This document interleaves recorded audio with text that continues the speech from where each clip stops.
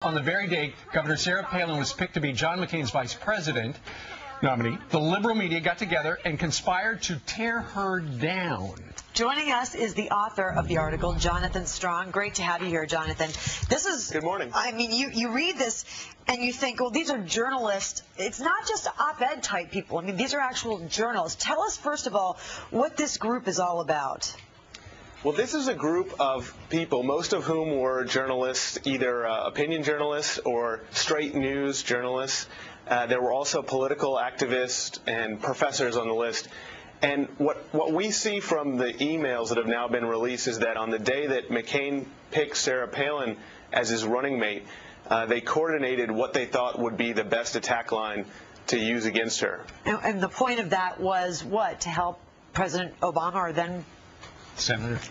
Right. I mean, you know, all these people who were on the list were rooting for Obama, sure, which we've seen in other stories that we've had. So that's exactly what the point was, yes. All right, Jonathan, let's take a look at some of the passages. Suzanne Nossel, I think she's with Human Rights Watch. She says, I think it is and can be spun as a profoundly sexist pick. And she goes on to talk a little bit about how apparently I think it is women should feel umbrage at the idea that their votes can be attracted just by putting a woman, any woman, on the ticket, no matter of her qualifications. Right, and that was one of the things that was ruminated over as maybe here's how we go against Palin.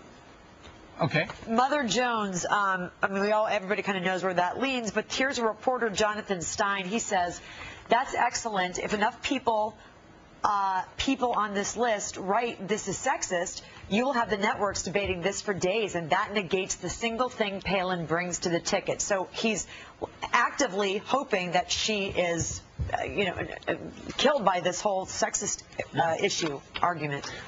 Right. What that quote shows, I think, is that people who were on this list understood its power and understood the way that it could be used to shape the news cycle. So they kind of, in a sense, knew what they were up to, which I think is what is shown there. Yeah, extraordinarily, they wouldn't have been in that pickle had Obama picked Hillary Clinton as his running mate. And suddenly, hey, wait a minute, we thought the Democrats were going to have a woman, and now it's the Republicans, so let's call it a sexist thing. Right, that was actually a real concern. They had many debates over whether or not Palin would attract those women voters who voted for Hillary. And once again, you did acknowledge the fact that a lot of these people are op-ed type people, but a lot of them are serious journalists. Well, yeah, but even for the opinion journalists, the issue is not that they're liberal. We know they're liberal and that they have opinions, right, and that's fine. But as a journalist, even as an opinion journalist, the public places a trust in you, that's right, to say what you believe. Not what you believe needs to be said to help your political side. All right. Jonathan Strong from the Daily Caller. Thank you, sir, for joining us live. Thanks. You can read all Thank about you it there. All righty.